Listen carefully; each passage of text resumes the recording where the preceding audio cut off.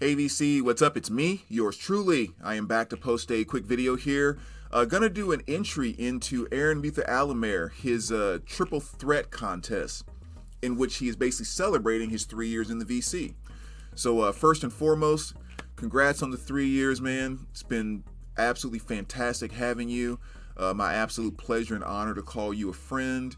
And yeah, if you even check out my last video, I kind of did an impromptu shout out to Aaron and kind of described right there why I think he's just such an amazing guy. So yeah, definitely glad to have you.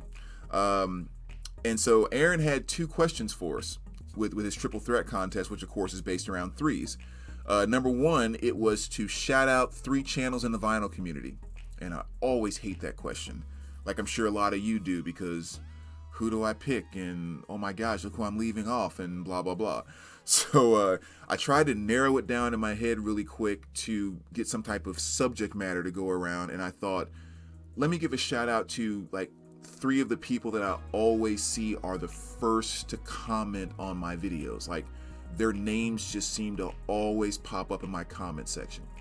Which is something I really appreciate too, because I know that like with the way that I watch videos, I don't get to comment as often just because I'm oftentimes like in my car going to a next meeting or whatever, and I'm watching on my phone.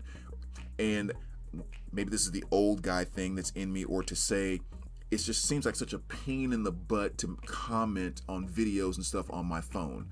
Or while I'm sitting there eating lunch in my car or something, and it just always seems like a pain. Like I said, yeah, that's things that old guys say.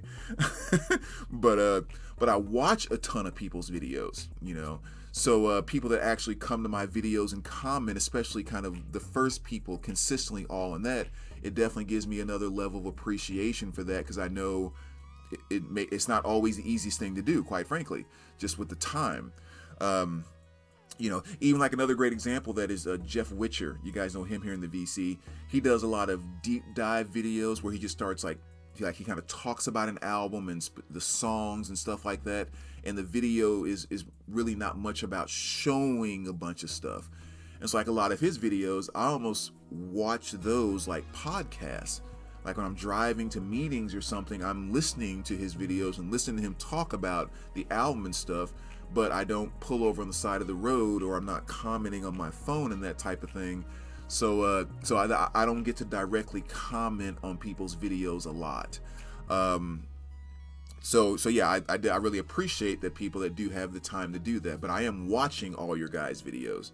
And so it's kind of the same thing with my first pick here, which is Mike's Got the Spins. He's one of the first that's always there commenting on my videos and so forth, and I really appreciate that. And the weird thing is I went to check and see how many subs he had. He has about 400 subs, and I realized like I wasn't subscribed to his channel. So I did, and you definitely go over and subscribe to his channel as well. Again, Mike's Got the Spins. But I think it's like what I'm saying, just with the way that I watch videos, I guess the algorithms kept throwing his videos at me, but I did not realize I was not subbed his channel. So yeah, Mike's Got the Spins, really cool guy, very supportive guy, and I just want to thank you a ton. Second, Happy Hippie, the vinyl guy, good old Rod. I mean, again, just one of those people that's always there, always supporting. And he's almost in the category, I would say, with in terms of this, with JC over at the flip side. And I intentionally left JC off this list because I talk about JC all the time and what an amazing guy he is anyway. And his name is always popping up in my videos. So I thought, let me take JC out of the running on this one, because JC and Rod are like the 2 guys that somehow figure out how to leave comments on your videos before you even upload them. Like that's just how first in line they always are.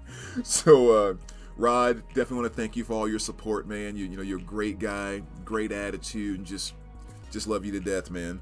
So Happy Hippie, the vinyl guy. And then the third one I want to give a shout out to is someone that doesn't even make videos, but it's just always here interacting, always leaving comments on my videos, and that's Dimebag Dave 77. Yeah, I mean, just such a huge supporter, and can't thank you enough, man. And yeah, just always appreciate you, Dimes. Just wanted to give you a shout out as well.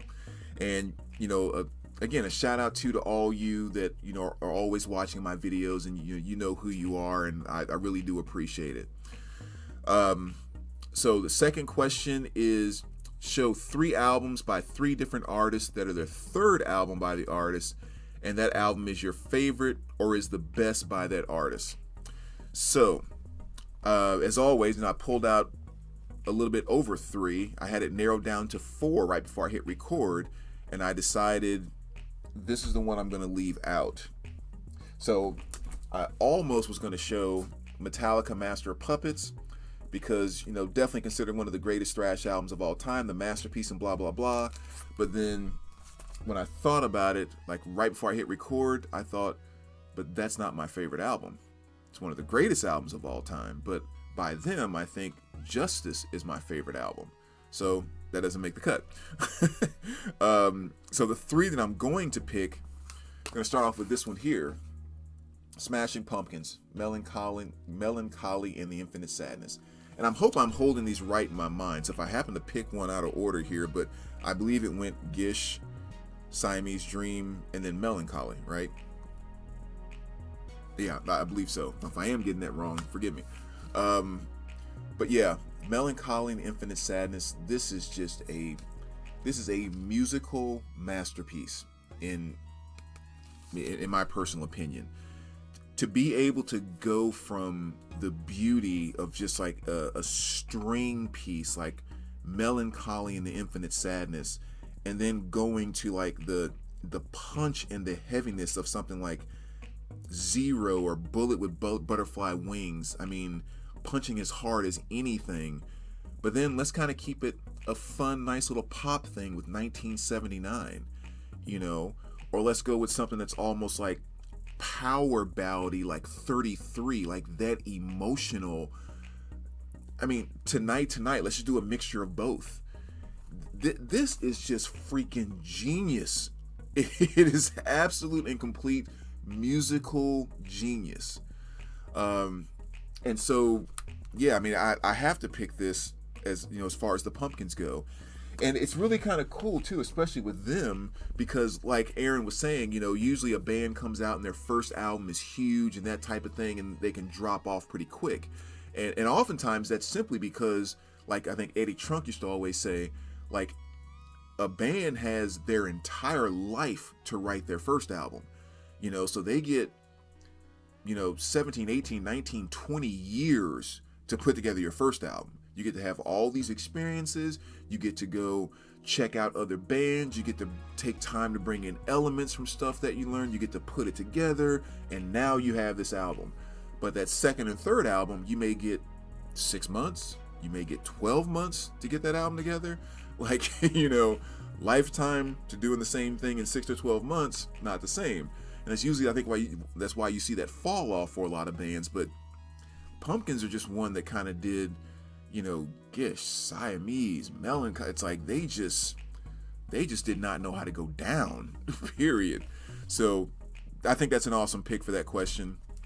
The next one here I'm going to go with is Lenny Kravitz. Are You Gonna Go My Way? I mean, I definitely love Lenny, certainly love early Lenny. But I think out of his earlier albums, this is definitely still my favorite by him. So, you know, again, I won't go into a ton of detail about that. I mean, most of you kind of know the song, Are You Gonna Go My Way? Especially at the time, you know, back in the early 90s, 93, I feel like that was a very, very fresh song that was kind of bringing back the energy of some of that 70s, not glam, but kind of pulling some of the 60s from Hendrix, and then pulling some of the guitar rock stuff from the 80s. I really felt like he kind of kept it alive with the style he was using on this album, specifically that particular song. So anyway, that's definitely one where I felt the third album was the best. And another one here, be curious how many people are very familiar with Miss Betty Davis. This is her album Nasty Girl. I mean, I think she only had 4 albums that came out, but this is definitely my favorite, which is her third one. It's called Nasty Girl. Betty Davis is just one of those lost gems that maybe doesn't quite get the recognition that she deserves. I mean, this album came out in 1975. She was basically one of the few females that was really doing the funk, right? You know, there was a lot of females of soul in the 60s and 70s. You know, you had your Gladys Knights, you had your Aretha Franklins, like you had some women that were just killing it on the soul side. You didn't have a lot of women that were going side by side with Parliament and, you know, Funkadelic and Sly and the Family Stone and Ohio Players and stuff. Like, there weren't a ton of women that were doing that. But Betty Davis was one, and just her influence in music in general is just one I think that's just not quite as well known. Just because when you have people like David Bowie and Hendrix and guys like that saying like, yeah, this woman has been a tremendous influence on me, you know, that's some hell of a statements to hear from guys of that level, you know. She actually married Miles Davis. She kind of stole him from Sicily, I believe. But yeah, and so when you think about Miles Davis and you know like his earlier years, the easy way to sum it up, Miles Davis, you know, one of the greatest of all time, he was very suit and tie, right? You know, tight suit, little thin tie, doing the smooth thing that he does. And then we remember, actually, that's why it works in perfect. It wasn't planned. And then we remember when, if I can point to it, when this started to happen, Bitches Brew, and it started getting a little like funky and out there and spacey and that type of thing. That and everything that came with it was a 100% direct influence of Betty Davis. She got married to him and just basically took him into that side of music and showed him that. And Miles took it and just made beasts like that, like Bitches Brew. So she's directly responsible for that. But yeah, she's just kind of doing the funk thing. She's almost like I almost describe it as someone like a Kiss character, right?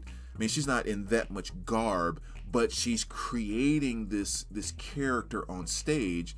And one of the biggest things about it is that she's a slim, you know, kind of a stereotypical attractive type of woman of the times. But when she got on stage, she wanted to kind of show you that she was raw, like she was almost kind of animalistic and like, you know, I'm not gonna sing in just beautiful held notes like Aretha Franklin. Like, I'm gonna get dirty, like I'm gonna get down, like I'm gonna get gritty with it. And she did. I mean, again, just one of the absolute mega forces in music at that time that just does not get the props that she deserves. So if you're not familiar with her, you know, definitely check her out. Really any of her albums, but this is definitely my favorite. Songs like Nasty Girl, Funk. I mean, just dive into the album. You'll get a good feel for her pretty quick. So anyway, there's my long ramble. Again, Aaron, congrats on the 3 years, my friend. It's been great having you. Here's to the next year as well. And we will talk to you soon. All right, take care, guys.